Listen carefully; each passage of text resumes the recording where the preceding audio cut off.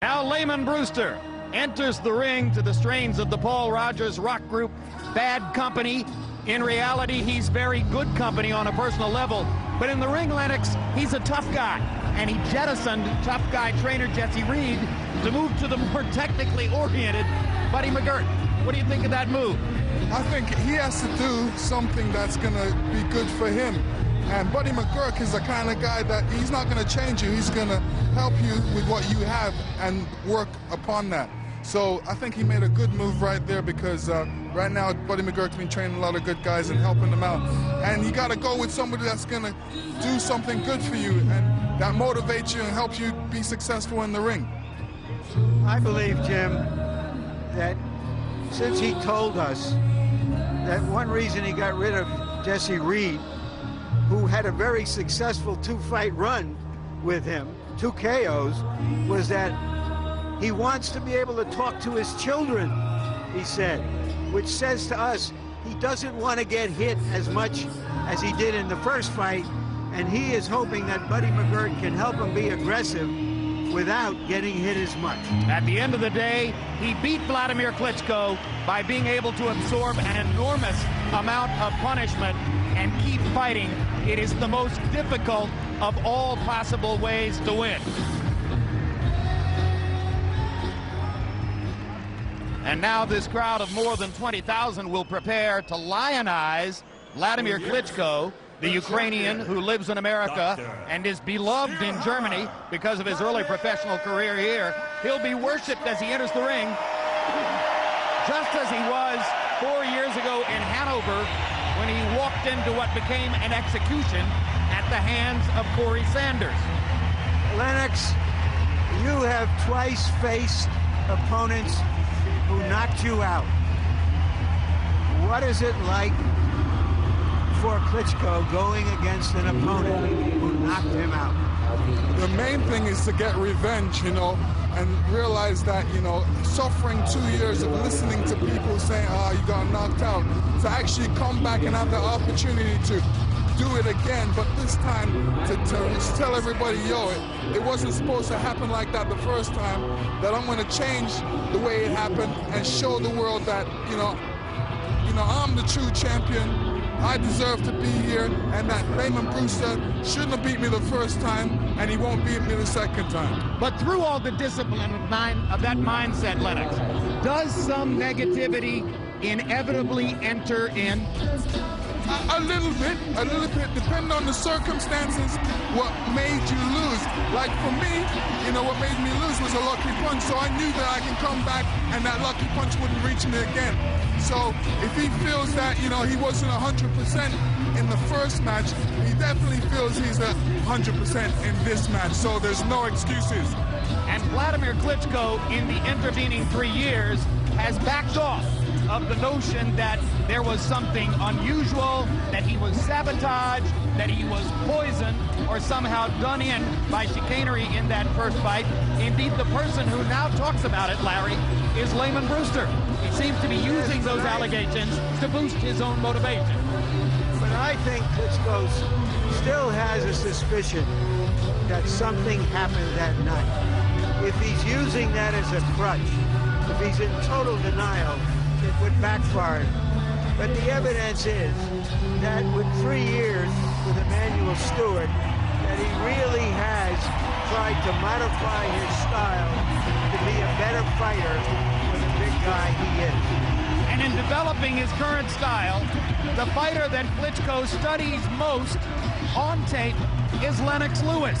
Lennox, how much is he like you? Same trainer, same general height range. Is he in some ways the same fighter? I wouldn't say he's the same fighter. Obviously, he's a different fighter than me. You know, there's only one Lennox Lewis and there's only one Wladimir Klitschko. And he's looking to make footsteps in the heavyweight ranks and hopefully become undisputed heavyweight champion. So that's a great goal to try and attain, and he's on his way towards that right now.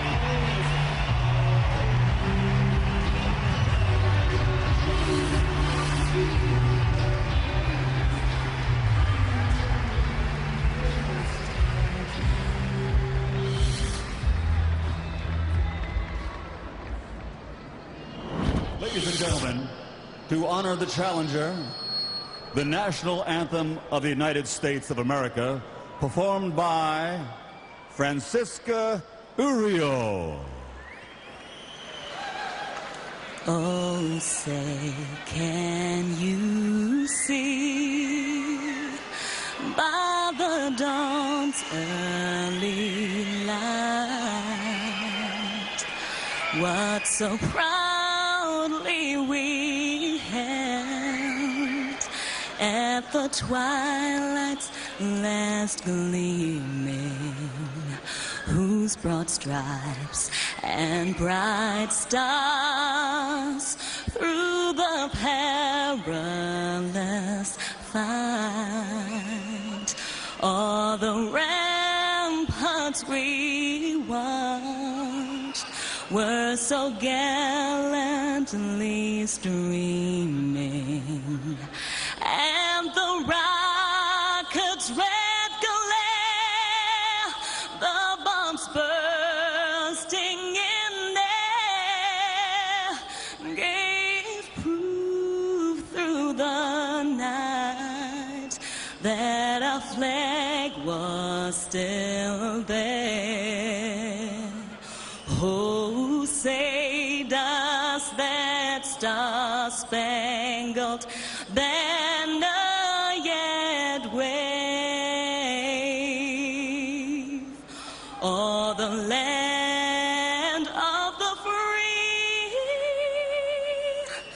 and the home of the brave,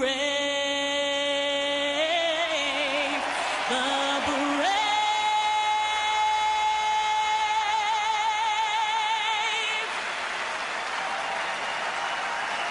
Thank you.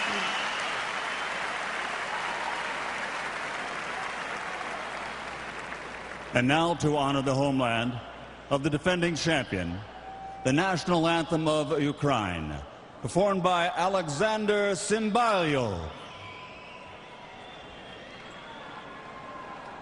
Ще не вмерла Україні ні слава, ні воля. Ще нам, браття українці, усміхнеться доля. Згинуть наші вороженьки, як роса на сонці. Заспіваєм і ми, друзі, у своїй сторонці. Душу й тіло ми покинем за нашу свободу і возрадуємся, браття, що ми козацького.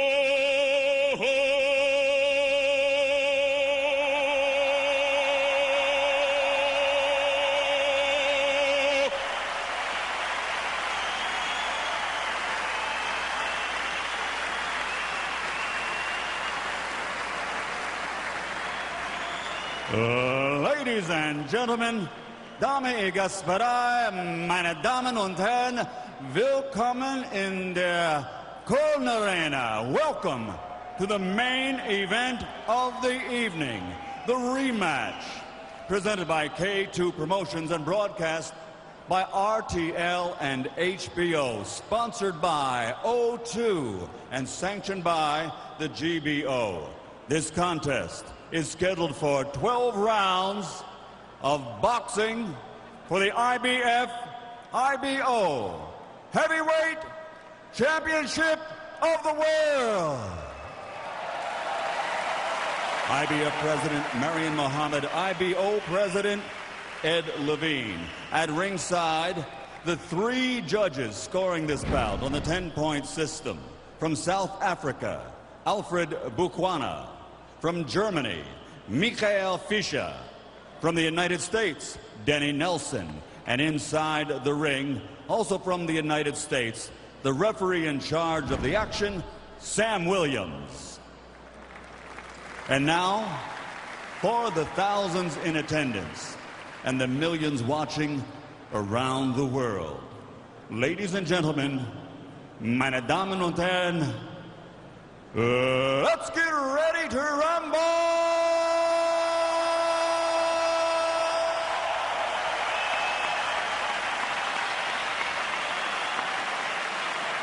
Fighting out of the red corner, wearing gold, official weight 103.5 kilograms, 228 pounds. His professional record, an outstanding one, consisting of 36 bouts, 33 victories, including 28 knockouts with 3 defeats. From Indianapolis, Indiana, USA, the challenger, former WBO heavyweight world champion, relentless Lamon Brewster.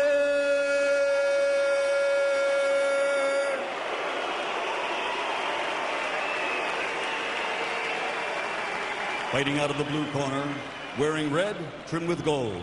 Official weight, 110.5 kilograms, 243.5 pounds. This gold medal Olympic champion now has a professional record of 51 bouts, 48 victories, including 43 knockouts with 3 defeats. Fighting out of Hamburg, Germany, by way of Kiev, Ukraine, the 2-time world champion and reigning, defending IBF, IBO heavyweight champion of the world, Dr. Steel Hammer, Wladimir Klitschko.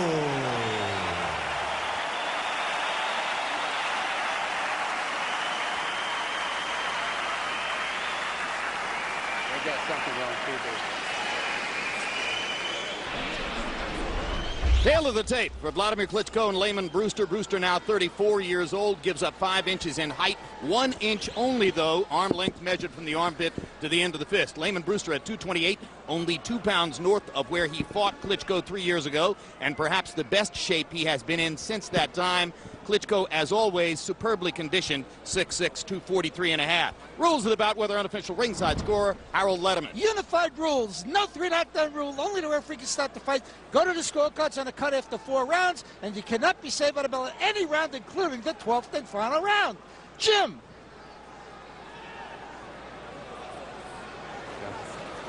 Referee Sam Williams of Detroit. All right, man, let's have a good one. We went over the rules in the locker room. I'm going to give you a few reminders. I want you to watch your headbutts, your low blows, your kidney punches. On my command to break, take a full step back, hands up. Protect yourself at all times. In case of a knockdown, I send you to the furthest neutral corner. Remain there until I send for you. Good luck, man. Lamon Brewster fought the first fight like a condemned man who wound up executing the executioner. At 34, can he fight that kind of willful fight again if he has to?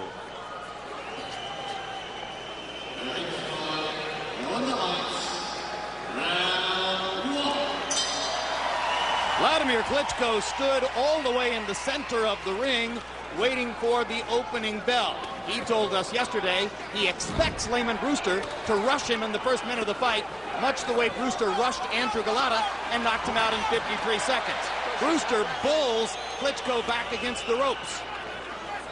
I thought it was a little bit strange, Lennox, that he came right out after Brewster trying to make a statement. No, what he did was just went to the center of the ring and say, okay, this is my spot. I'm not giving up this spot. I'm in control of this fight, so I'm in control of the center of the ring. So both men have made psychological statements, as Brewster did make something of a rush and wound up more or less attempting to tackle Klitschko, and Wladimir established a spatial imperative by standing at the center of the ring and is firing jabs, and he just threw a right hand over the top. Remember, in his last title defense, 2 rounds against Ray Austin of Cleveland, he never unleashed the right hand, knocking out Austin with a series of left hooks. Klitschko's long jab, utterly dominant in the first 3 rounds of their first fight. He looks a tiny bit more cautious tonight. But of course, the style since then, Lennox, has been partially one of conserving energy. Well, he's definitely conserving energy. He's doing the right thing, which is starting everything off with a jab. Lamon Brewster, however, he's trying to find a way in. Maybe a bit too flat-footed right now, but he's not getting hit. But later on, it may show.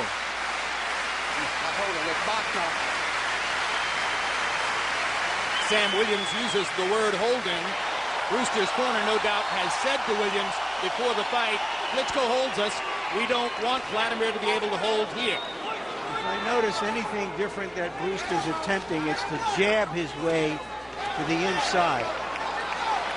Brewster's using that side-to-head motion, which is very good defensive motion, but the only thing is he's standing still in that one spot because Wladimir can time him like a clock, you know, when he moves to one side to the other side, time him like a clock, and then all of a sudden that right hand comes, or that left hook right hand. Klitschko turned his head to slip a Brewster right hand, now lands a 1-2 over the top.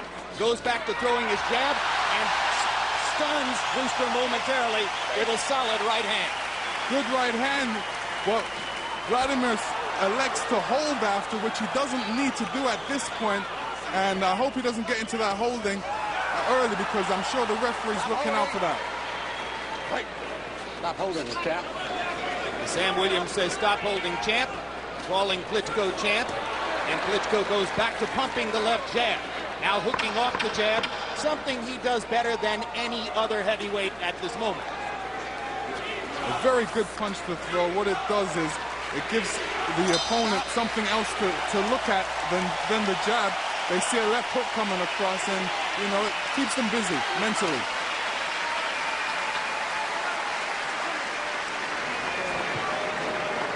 First hand, but he was doing it, and keep working on the hook.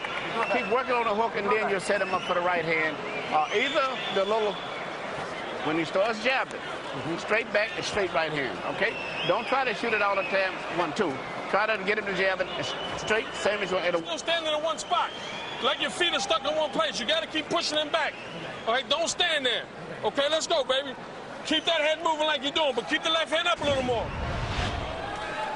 Yeah, this is Klitschko, you know, just measuring, throwing out that jab, and as you can see, Brewster's just flat-footed, trying to figure out a way in. Connecting with that jab right now. And obviously after the jab comes that right hand. Heavyweight average for throwing jabs is about 19 per round. Klitschko in the first round, by CompuBox count, landed 21 of 46 jabs. Brewster also, as Larry Merchant pointed out, trying to use his own jab, through 31, landed 7. You heard Buddy McGirt saying to Brewster, you've got to keep going forward, keep pushing him back. The feeling in Brewster's corner is that Klitschko can't fight going backward. Emmanuel Stewart, following up on what Lennox and I were talking about, asked Klitschko to continue hooking off the left jab, saying that would set up the right hand. See, at this point, Brewster's just worried about the jab right now, and that's all he has to worry about. But when Klitschko throws that left hook in there, it gives him something else to worry about. And obviously, the right hand follows, which makes it a great combination.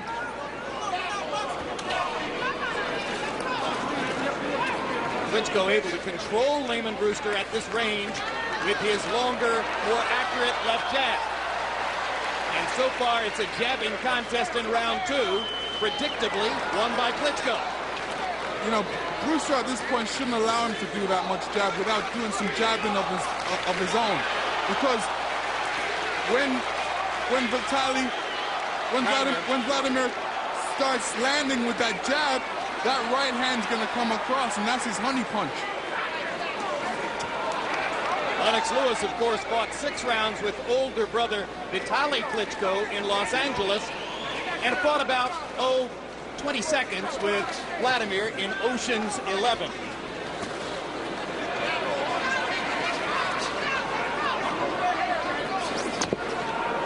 Brewster missing with both the right and the left. He has not been able to get close enough to Klitschko to do damage in round 2.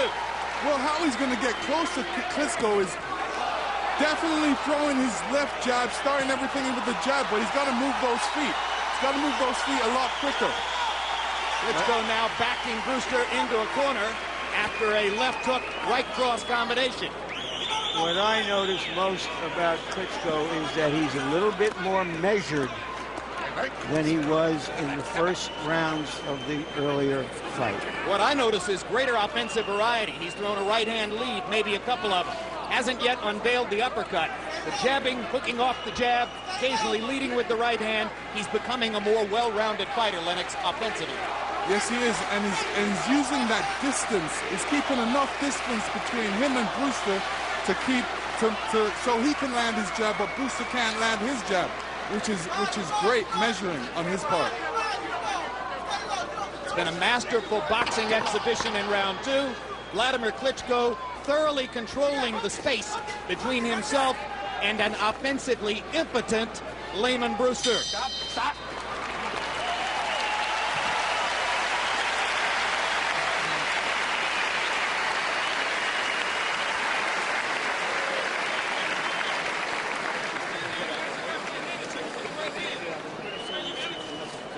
Good fight. Real good fight. Let's get back to the jab. The jab is breaking him in two, though. And sooner or later, you're going to land the right hand. Once he keeps getting dizzy from the jab, the right hand will automatically find his way. The best if you would catch him when he starts trying to come to you and then throw the right. I keep telling you.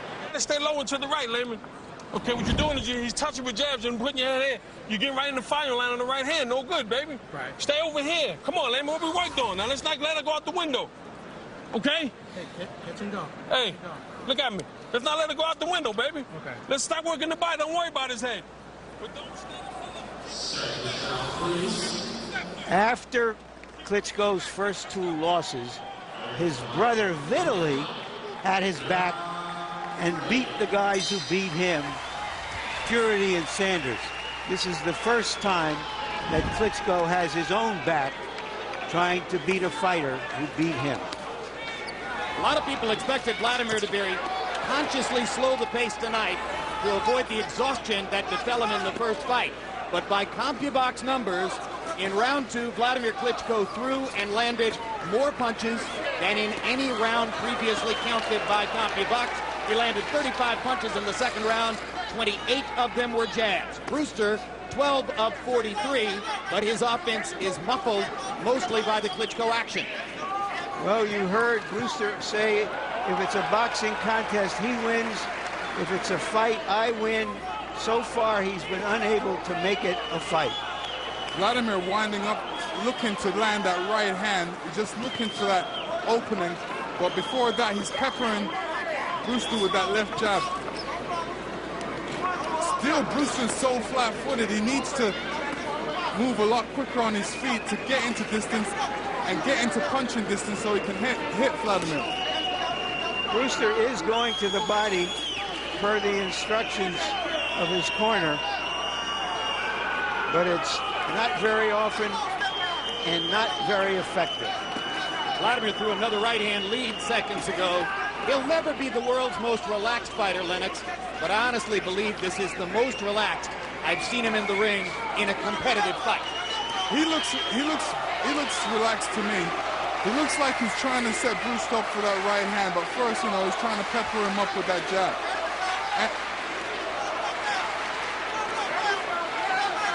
The determination of Lamon Brewster, always evident, always apparent. There's another right-hand lead by Wladimir Klitschko. And you heard Emanuel Stewart between rounds saying, time him so that you land that right hand when he's coming in. Bottom line is, as Buddy McGirt pointed out, Brewster isn't coming in as much as he promised he would.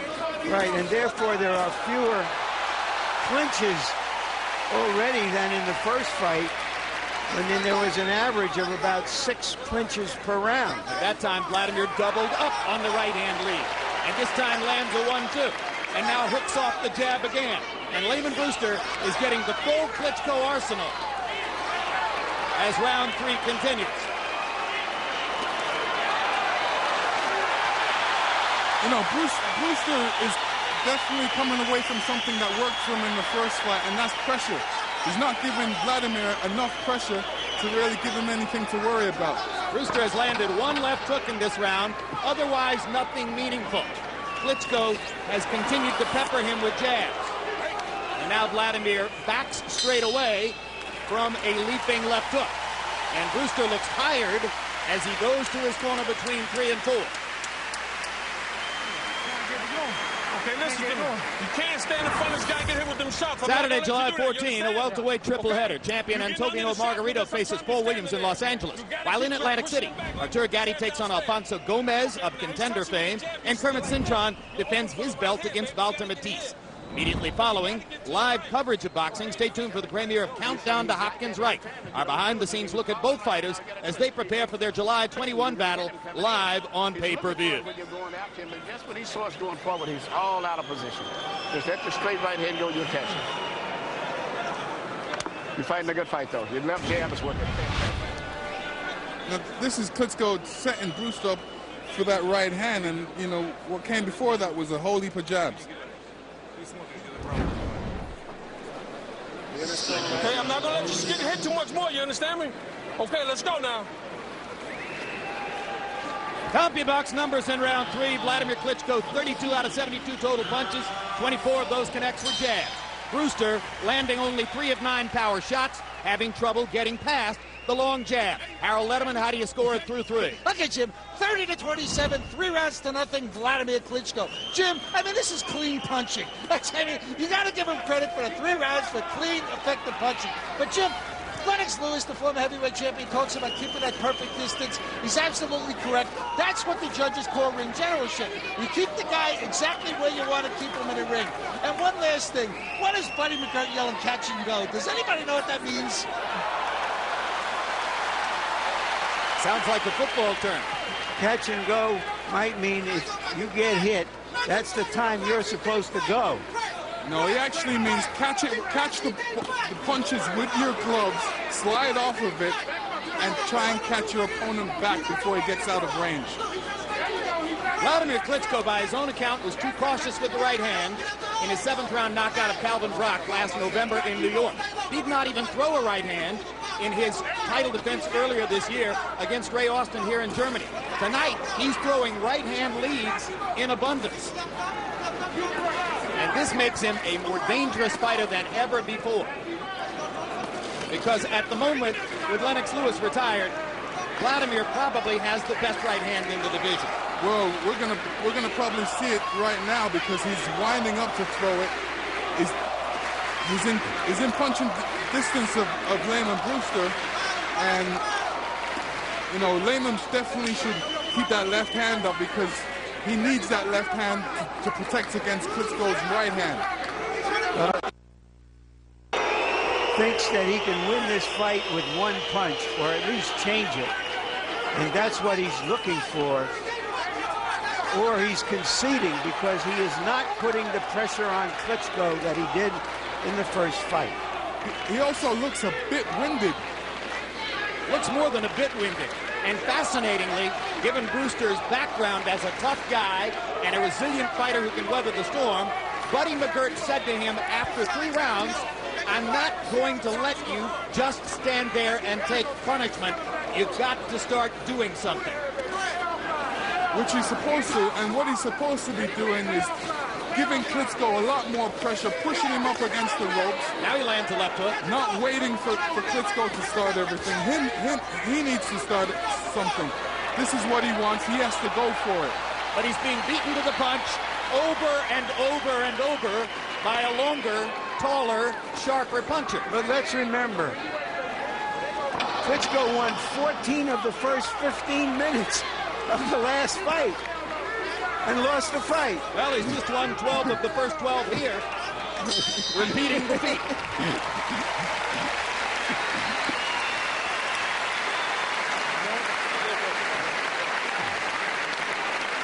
Fighting a good fight. He hasn't even hit you with a punch yet. Okay. Jab is working beautiful. Pretty soon you're going to about knock him out with a jab if you don't stop. So what round is this coming up here? Is it the 6th round? Well, I said he wouldn't go over 7 originally at the prediction. It looked like he's going to. This is about 6. A jab. He's about finished with just a jab alone. Pretty soon. You got to push it. Right now, trying to set you up for the right hand. Right. Coming in. You see it too. That's why I'm glad you ain't trying to. You're too busy looking for the one punch. Don't worry about the one punch, okay? Pressure. Keep that pressure on him. Don't go backwards, Lamon. You got to stay low. Don't slip this way. You got to stay here. You catching, you slipping next. You heard Bertie McGirt confirm what we thought earlier. You're looking for one punch, he's telling Brewster. Keep working the jab. Keep pumping it, driving it, driving it. Copy box numbers through the first 4 rounds. Wladimir Klitschko, 100 jabs landed in 4 rounds out of 226 thrown. That means he's throwing 56 jabs per round. An extraordinary output. Brewster landing 21 of 44 power shots. Not enough to create the pressure he wanted to turn the fight in his direction. Brewster's one of these guys, when it's tough in there, he's one of these guys, when it's tough, the tough get going. There's the uppercut for the first time. Wladimir Klitschko, who idolizes now the Lennox Lewis uppercut, emulating it there for the first time in the fight. And he drove Brewster into the ropes with the right hand. Now Lamon Brewster seems to feel more urgency than before about going forward and creating pressure.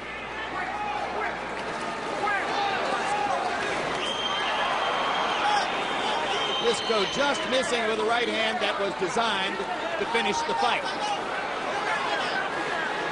Brewster has a great chin. He's been knocked down only once in his professional career.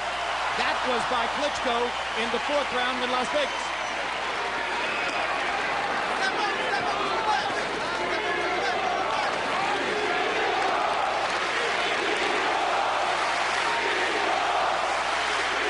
Crowd chanting, Klitschko, Klitschko.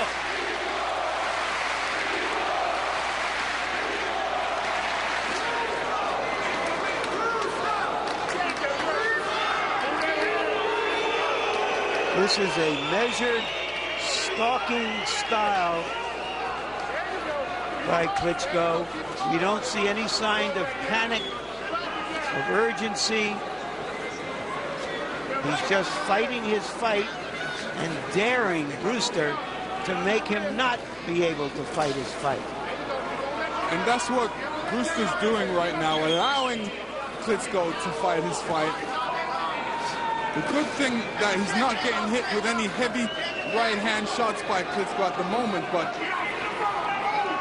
the fact that he's throwing so many jabs, the right hand's going to find its mark pretty soon. The first of those 2 right hands was heavier than Brewster might like it to be. But Klitschko hasn't yet landed that home run shot of the kind that flipped Calvin Brock onto his face in Madison Square Garden.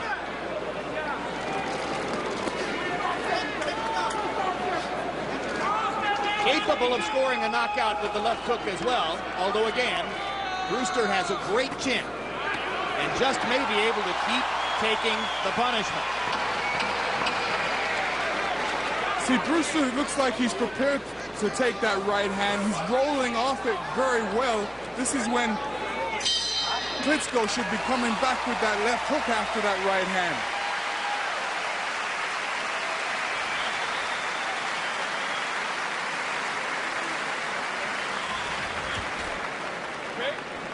You hear me? Now answer one question for me. You got to be honest. Are you feeling it? Yes or no? Yes, I'm feeling it. Here, spit this. Huh? I'm feeling it. Are you feeling like you can go on? Spit this. Spit this. Huh? I'm gonna give you one more round, Layman. I'm not gonna see you take them shots. You hear me? Spit this. Okay. Give me one more round to show me you can do what we worked on. If not, baby, I'm gonna stop it. You hear me? Okay? One more than please. Дерни его левой прямой. Ударили левый сбоку. И не кидайся. Попадаешь, не кидайся. Ноги под собой. Now let's start to drive with the jab now, okay? Try to start pushing a little harder with the jab. We hit him like this. Try to see if you can drive it. It's a little bit more force to just drive him off balance with the jab. It's a little bit more. Change it up. Lennox, do you believe McGirt would stop the fight if we had another round like the ones we've had? I think he's saying that to motivate him motivate Brewster to show Brewster, listen, he's going to stop the fight. Most boxers don't like hearing that, so they change their approach about the next round, and I'm sure you're going to see Lamon Brewster changing his approach about this round. Or is he saying that as a clear indication that part of his mandate, his self-accepted mandate, is to try to protect Lamon Brewster's surgically prepared left eye and not allow that left eye to be further damaged? Well, every time you get hit, there's always that risk of getting injured, and you want to not get hit in there. And if you're getting hit, then you might get hurt. And I think... Well, I don't see any sign that Brewster has favored his eye or having any problem with it as yet. I'm not sure that we would see any sign, Larry. How would we know? I mean, he's getting hit. He gets hit anyway, regardless of whether his eye is bothering him. He's never been a difficult target for opponents. He wins with his will.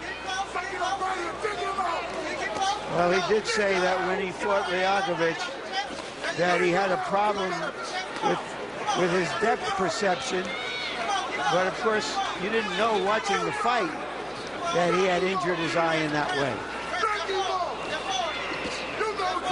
Incidentally, through fewer than 5 rounds, Klitschko landed more jabs than have ever been landed against Lamon Brewster in any fight of any distance, even 12 rounds. I haven't seen a left hook from Lamon Brewster yet, and I know that's his honey punch, but he hasn't attempted or thrown a big one yet. And when his eye was damaged against Ryakovich, he said that the big outcome of that was that he couldn't land his left hook at all. There he tried one and just missed. Klitschko again popping Brewster repeatedly with the jab.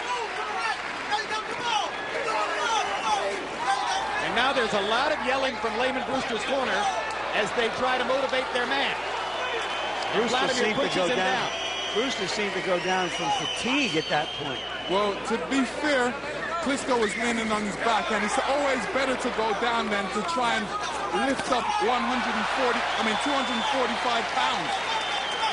Wladimir landed a very sharp right cross and then wrapped Brewster up inside. Now he goes back to peppering Brewster with the jab. It's been a very easy first 6 rounds so far for Wladimir Klitschko.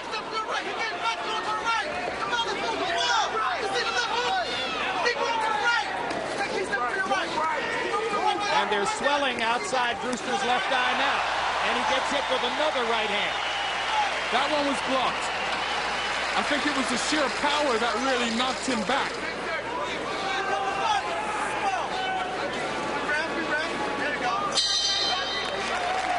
We can't tell yet whether Wladimir has added any steel to the alleged glass in his jaw, but we certainly can tell that he is a better defensive fighter. Okay? I'm gonna pull the plug, Layman. Okay? Talk to me, baby. Come on, buddy. I'm gonna pull the plug. I'm gonna pull the plug, baby. I know you're trying. It's not there. Right. You hear me? You hear me? Yeah. I'm not gonna let you keep hitting with them shots. All right? Okay? That's it, baby. That's it. He's calling the fight. Throw in the towel right now. Referee. Buddy McGirt. Buddy McGirt stops the fight. That's it, gang. An anticlimactic knockout, if ever there was one. A merciful exit for Lamon Brewster, provided by his trainer, Buddy McGirt. Well, you know, I think Buddy made a good decision right there. Most boxers don't like to be counted out on their feet like that. But he wasn't doing anything. He wasn't getting through. He didn't even hit Klitschko as much as he was supposed to hit him. And it was a difficult decision for Buddy McGirt, but I think he made the right decision. Well, and the fighter nodded, yes, it's okay. I have to believe the detached retina was a factor in that decision. Well, we'll ask after the We're fight. going to find out. Through 6 rounds, Wladimir Klitschko landed 162 jabs. Lamon Brewster found no way to get away from Klitschko's jab, which was landing about half the time or perhaps even more. Brewster landed a total of 70 punches, none of them damaging, and that's the end of that. A 6th round technical knockout for Wladimir Klitschko, his 7th win in a row. And he avenges his previous loss to Brewster in somewhat anticlimactic fashion, Lennox. Very much the way you avenged your loss to Oliver McCall. against an under-equipped fighter who simply couldn't fight you that night. And you know, I'm sure Klitschko doesn't like that type of win. I'm sure he wanted to knock out Brüster, and he didn't get that chance. So, you know, although he won the fight, it's still a win, but I'm sure he's not happy about it. Is that the way you felt the night that McCall broke down in the ring against you when you were trying to get revenge against him? Yes, I did. You know, I wanted to knock him out, but, you know, the fact that he was crying in the ring, I realized that he was going through some mental difficulty, and the referee decided a good choice to stop the fight, and this is a situation where a trainer decided to stop a fight, and he made a good choice. And this is a trainer who has worked ever since February with Lamon Brewster and knew what it was that he wanted in the fight and was candid in saying with the fighter, you're just not doing it. Yeah, I mean, he's spent hours in the gym working with him, watching him spar, and all of a sudden to get to a fight and to see his boxer, Lamon Brewster, not doing what he's done in the gym, actually that looks slow and looks flat-footed, me as a trainer wouldn't be happy. So Buddy McGurk wasn't happy about that and felt that it was necessary to stop the fight so his boxer wouldn't get any more damage or even risk injuring that eye.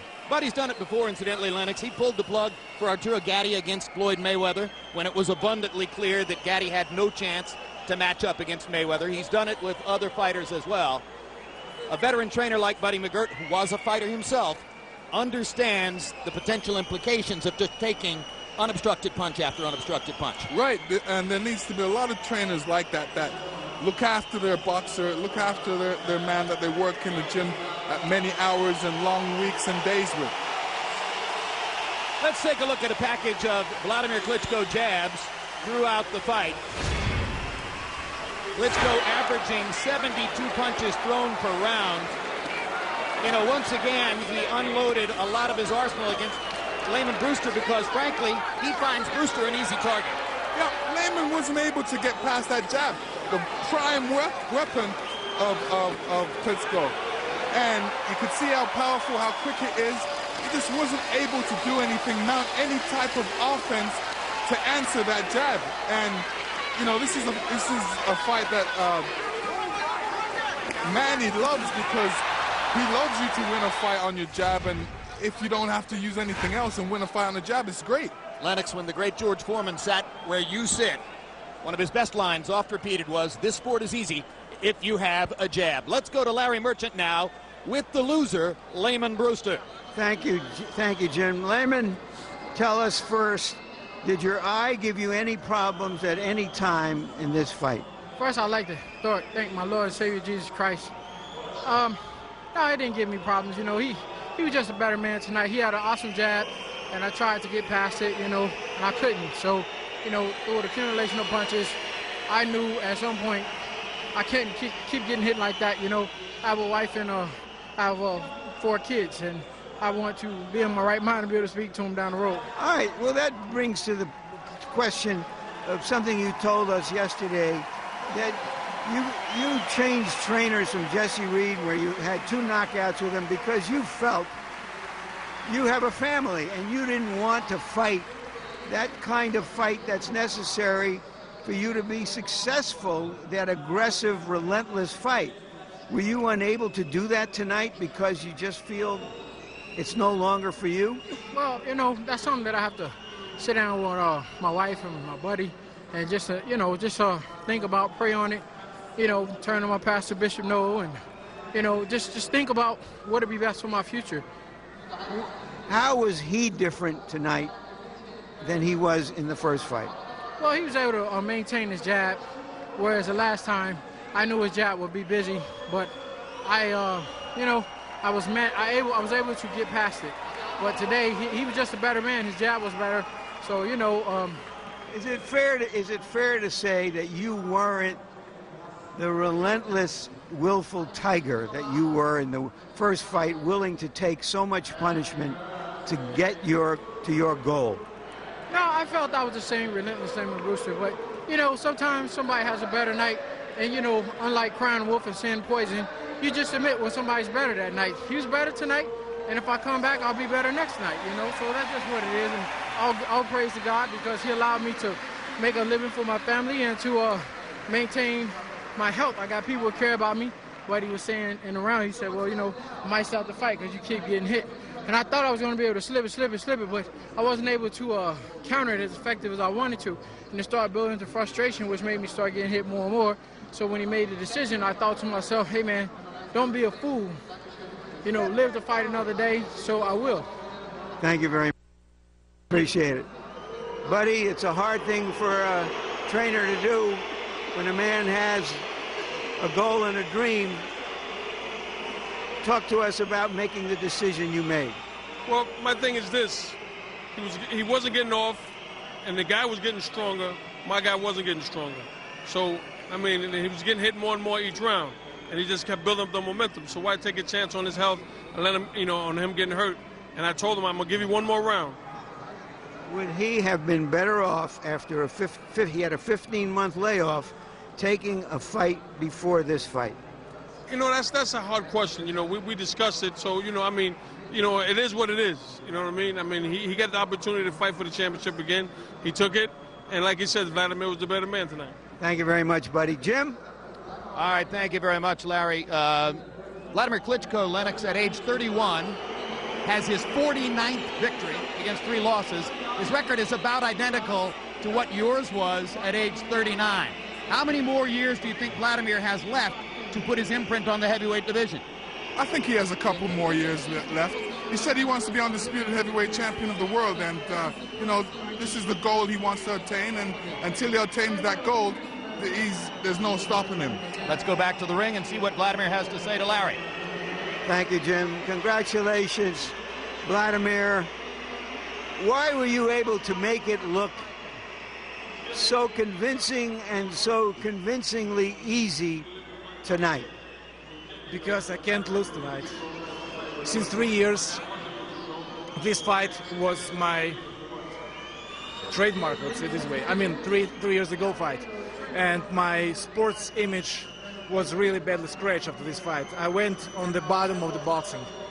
And I got the guy where people are saying I'm a dead man walking, I'm a guy without chin, without something else as well. And especially today, my coach Emmanuel Stewart has a birthday. Could you imagine how much it means to him? 20,000 people in a sold-out arena were thinking happy birthday, Emmanuel Stewart. I think this is a great gift for him. How are you a different fighter today than you were 3 years ago after having seen it in the ring against the same man? I think that, Lamon, it was tough. It was tough for you. Good fight, baby. It was your night.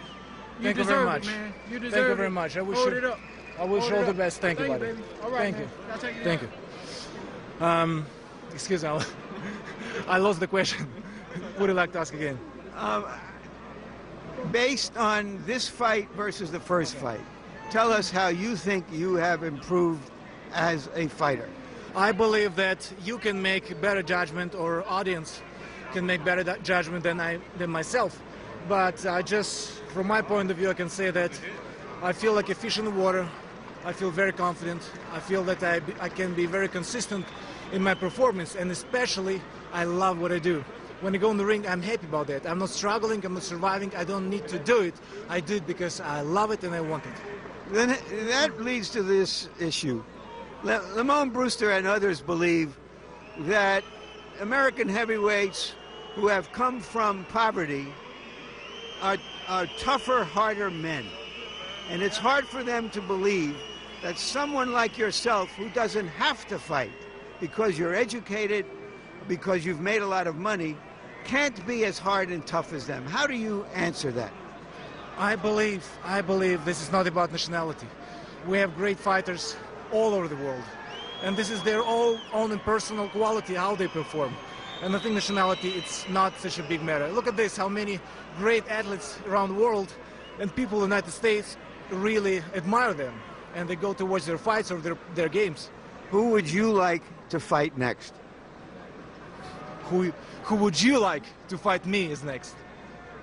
That's saying that you would like to get a unification fight if you could. Is that correct? I will give everything what's possible. I will not give it up. I was trying to accomplish it in the past year, and So hopefully next fight will be something like that. Does this make you feel more like a champion, or do you still feel you have to unify titles before you can be considered by yourself to be the champion? I'm not there where I want to be. That's it. And I'm going to accomplish it. I'm 31. And I think I have a couple of more successful years in my life. But you make judgment. You're an experienced guy, and I would love to get judgment from yourself. I'll see if I can come up with something. Thank you, Vladimir. Jim? All right, we continue to talk about possible title unification, and it isn't happening. Fights aren't taking place between belt holders, although Ruslan Shagayev and Timur Ibragimov have signed to fight each other in what becomes a mini unification fight. But Lennox, the best thing that happens for the division, it seems to me, is that one fighter emerges above all the belt morass. And you don't have to worry about which governing body recognizes who, because the public recognizes one guy. Is he closing in on that? He's closing in on that, and it's very important to unify all the belts, and this is what he wants to do. He's not where he's at. And he asked the question, who do we want him to fight? We want him to fight the next best man and keep on fighting the next best man until he's unified the whole heavyweight belt. So we want to wait till he's undisputed heavyweight champion of the world. Like he said, he's not where he wants to be. Until he gets there, that's when he's going to be satisfied. When you